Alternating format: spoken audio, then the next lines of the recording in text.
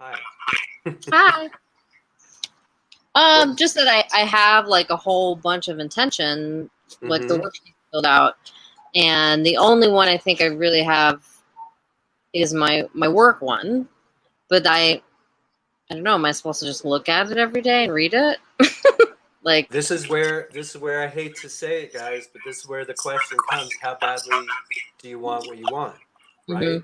So the more you want it, the more you're going to want to do whatever it takes to embody it. What does that mean? Embody it. Embody it means that we're thinking and talking about this desire, this intention, uh, in such an organic way that it's as though it's happening, right? This is where we kind of practice that, put yourself out in the future at some point and talk as though in present tense language that it's all happening. It is a lot of cultivation. Um, so again, this is the question we're asking, like, what works for you? What works for you? What works for you?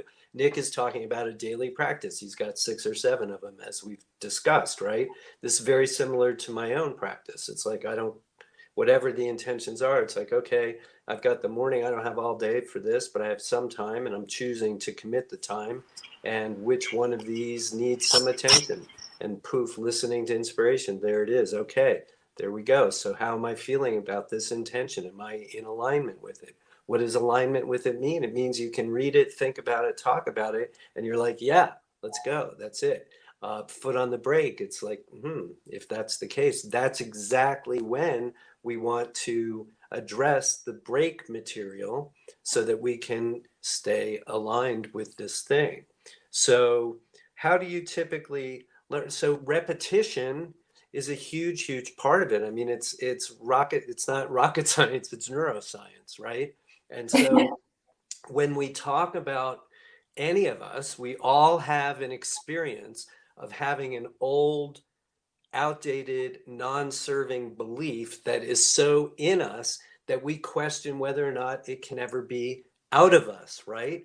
So what we're doing with an intention is that first part of getting it so in us that it just seems like part of who we are. We've done it by default with so many things that don't serve us. And what we're doing here is from this moment forward, doing it on purpose with thoughts and ideas and feelings that actually do serve us. Again, I can't help but say it's not terribly complicated. It's really pretty simple, but we get so bogged down just because of the nature of things. So creating this new habit, Joe Dispenza talks about, breaking the habit of being yourself. Dr. Bruce Lipton talks about, I've heard him say, so how do you do it? You repeat over and over again. So, you know, um, I'm living I've got a whole new perfect relationship, right? You might take a piece of that and just repeat that over and over and over and over. You're out walking the dog, right? And just you're thinking something. Why don't you take one thought that kind of sums up an intention and just say it over and over again? By the time you get home, that's not going to feel like a foreign idea anymore. And then you do that every day for a week or two. And now it's like, yeah, that's just it sounds normal. How do you get it to sound normal? Just repeat it a bunch of times and do other. I think Go ahead. I'm doing that like perfectionist thing where it's like Yeah. I'll start really getting into my intentions, like the shining clear part, and applying them, but like I don't know, like it's not the right time, like it's not the perfect time, like I have all this other stuff to do, like I will do, and it's like I know that's probably a subconscious like sabotaging thing, like not doing something because everything has to be perfect. So, but then So I never. this is where that I'm always harping on everybody because I think it really, Aaron, is simpler than that. It's just thinking.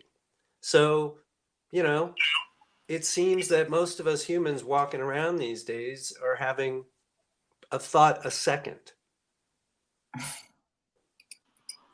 90,000 a day, 90% of which we had yesterday. So we're already thinking. If we can just substitute some of that into something we want. So I get that perfection thing. Okay, I don't have time to sit down, da da da.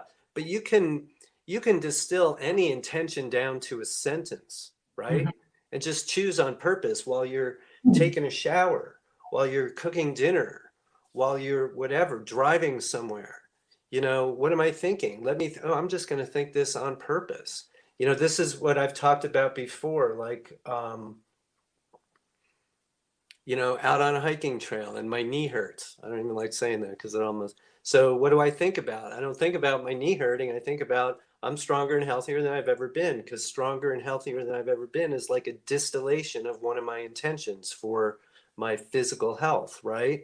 So it's really about us. Spiritual workout is also fundamentally, there are so many ways to sum it all up, right? But it's about thinking on purpose, living consciously. And that's what we're doing here. So she didn't say anything, Pedal. We just, um, we're just getting into the habit of thinking on purpose. So if we've got 90,000 thoughts a day, how many of those now, and 90% of them are unconscious and they're just happening?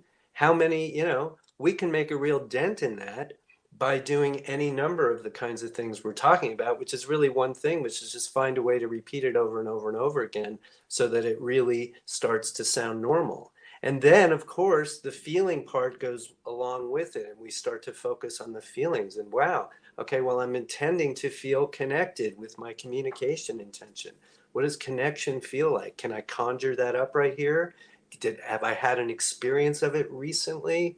You know, and so now all of a sudden I'm still thinking about how can I embody this intention more? Oh yeah, this connection feeling. God, I say I want that. I can't even remember the last time I felt it. What would that feel like? What do I imagine? So either I'm going to go to a past experience so I don't have to make it up, or I'm going to say, well, I'm intending to feel connected. I think it's going to be like this. I think it would mean that when I'm at work, this happens. I think it would mean that when I'm talking to my partner, this happens. I think it would mean when I'm, you know, and you start to cultivate it. It's just that is a way or part of what we say here is cultivation, right? It's not just so the getting the intention shiny and clear, not a syllable out of whack on our beautiful worksheets, right? That's like, okay, now the seed has been planted, but now we have to cultivate it. You can't just plant it and walk away. You have to water it. You have to make sure the soil is good. You have to make sure bugs aren't getting to it, all that stuff, right? So again, this is why I'm always eager to hear about ways that you guys find to do this. Happy to share my own practices, as I've done many times and will continue to do.